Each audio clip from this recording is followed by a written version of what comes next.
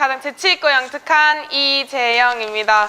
뭔가 미모의 소유자가 아니라서 뭔가 죄송한 느낌인데 저는 청춘이랑 그러니까 아직 청춘이라고 하기에는 조금 어린 청소년들 앞에서 이야기를 하지만 청춘이라는 그런 사전적 정의는 10대 중후반에서 20대 초반까지를 많이 하고 있긴 하지만 청춘이라고 얘기할 수 그러니까 우리가 학생이기 이전에 청춘이고 또 대학생이 되기 이전에 청춘이란 어떤 것인가에 대해서 한번 들어보신다는 생각으로 이번 제 말을 들어주셨으면 좋겠습니다. 함께 청춘에 대해 발표 시작하도록 하겠습니다. 이죠? 토요일날 여기 아침에 왔다 보통 어떤 거 많이 보세요? 생각을 해봤더니 보였는데 저의 청춘의 수식이 될 수 있겠다는 거라는 거죠. 이렇게 우리는 청춘 속에서 이렇게 복잡한 수식 속에서 살아가고 있다고 생각할 수 있습니다. 그러면 도대체 우리 청춘에는 어떠한 일들이 일어나고 있길래 이렇게 복잡한 수식이 나오게 되는지 지금부터 제가 한번 말씀드려 보도록 하겠습니다.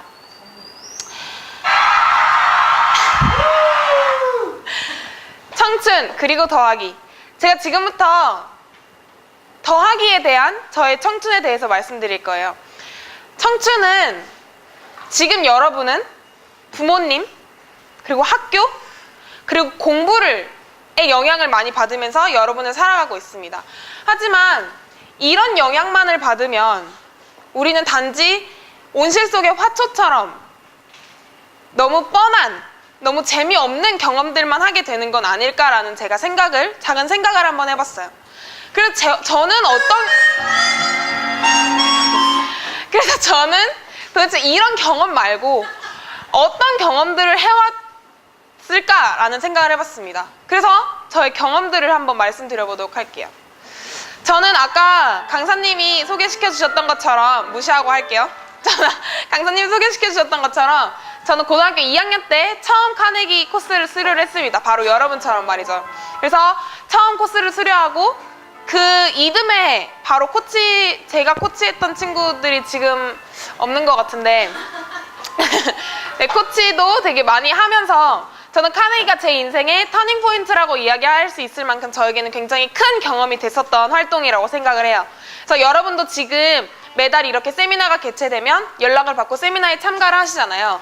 지금은 이 시간이 짧고 별거 없을지라고 생각이 되실 수도 있겠지만 나중에 저처럼 이렇게 나의 청춘을 다시 한번 돌아봤을 때 정말 큰 경험이 되실 수 있는 소중한 시간들이라고 생각을 하거든요. 저에게는 그만큼 카네기가 큰 경험이 되었고 또 지금 저는 서울여자대학교 2학년에 재학 중에 있는데 영문과 과대를 2년 동안 하고 있어요. 사실 처음에는 별 생각 없이 했던 그런 직책이고 그런 활동이지만 지금에 돌아보았을 때는 다시 또 그게 나한테 엄청난 좀 책임감을 안겨주게 되었고 또 어떤 리더십이냐 그런 경청의 그런 능력 같은 것도 많이 배울 수 있었던 기회라고 생각을 합니다. 마지막으로 저는 이번 방학에 항상 하고 싶었던 게 뮤지컬이라고 생각을 했었어요. 근데 저는 전공도 영어고 항상 인문 계열에서 공부를 하다 보니까 이런 활동적인 경험이 사실 많이 부족했었는데 이번 방학 때 좋은 기회가 되어서 시민뮤지컬단에서 저희 8월 중순에 레미제라블 무대를 올리게 되었습니다. 근데 기회가 된다면 네, 한번 보러 오셨으면 좋겠어요. 공짜가요? 아, 네, 아마 공짜일 것 같습니다. 네, 레미제라블이 배역은 정해졌나요? 아니면 배역 오디션이 다음 주에 결과가 나오는데요. 아마 목표라는 거는 목표는 다 영화 보셨나요?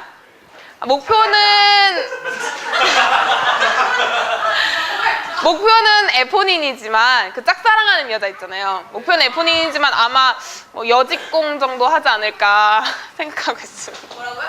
여직공. 그래서 이처럼 우리의 청춘 속에는 경험들이 플러스 돼가면서 하나하나의 경험들이 모이면서 우리의 청춘이 이루어지는 거라고 생각할 수 있을 것 같습니다. 다음, 그러니까 이렇게 색깔의 경험들이 우리에게 입혀지면서 우리는 또 다른 나를 찾아간다고 생각하실 수 있습니다. 이제 더하기 얘기를 했으니까 덧셈 뺄셈이잖아요. 다음 빼기로 넘어가겠습니다. 여러분 초등학교 때가 혹시 기억이 나시나요? 네. 초등학교 때 막 이렇게 발랄하게 가지고 있던 꿈이 혹시 뭐였어요? 꿈 있으셨나요? 카이스트. 직업에 대해서는 혹시 가지고 계셨던 거 있으세요? 없어요?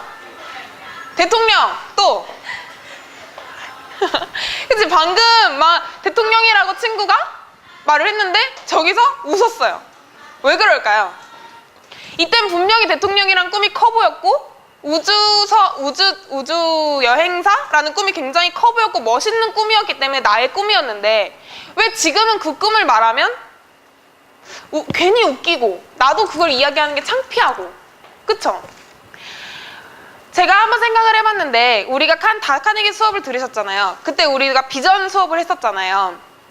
그때 우리는 뭔가 비전을 생각하고 새로운 꿈을 만들어낸다고 생각을 했었는데 생각을 해보면 우리는 정말 이렇게 멋있고 큰 꿈들을 가지고 있었어요.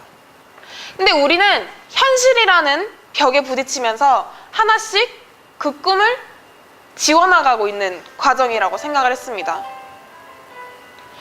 우리는 꿈을 만드는 것이 아니라 현실 앞에 부딪힌 그런 장벽이나 그런 고통이나 시련 속에서 이런 꿈들을 하나씩 지워가는 거의 과정이라고도 생각할 수 있을 것 같아요.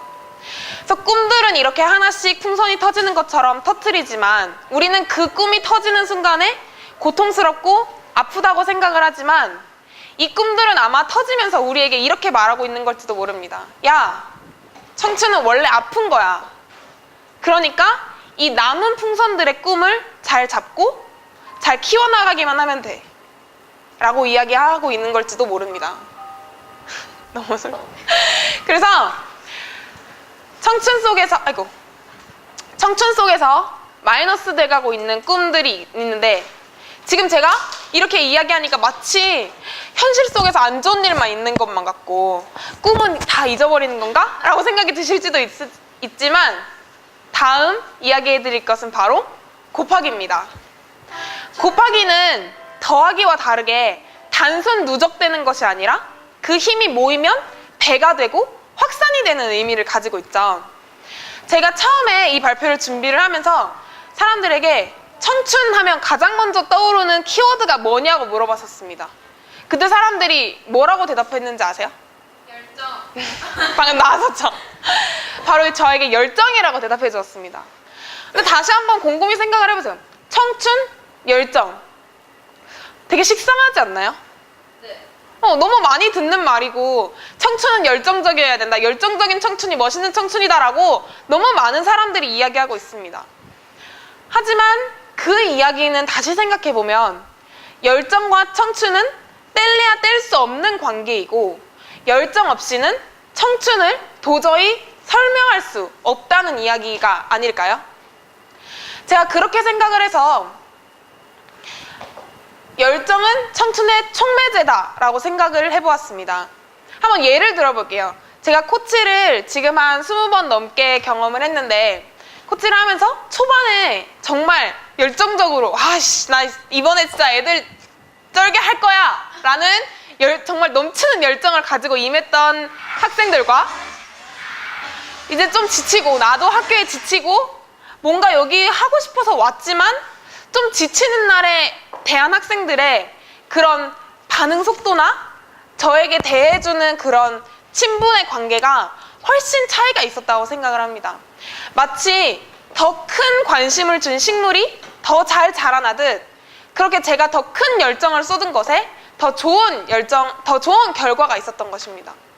이처럼 청춘과 열정은 한 사람에게서 퍼진 열정의 빛이 순식간에 그 주위로 확산되는 것처럼 더하기처럼 누적이 되고 더해지는 것뿐만이 아니라 이렇게 정말 주위를 환하게 밝혀줄 수 있을 만큼 빛이 확산되는 의미라고 생각을 해보았습니다.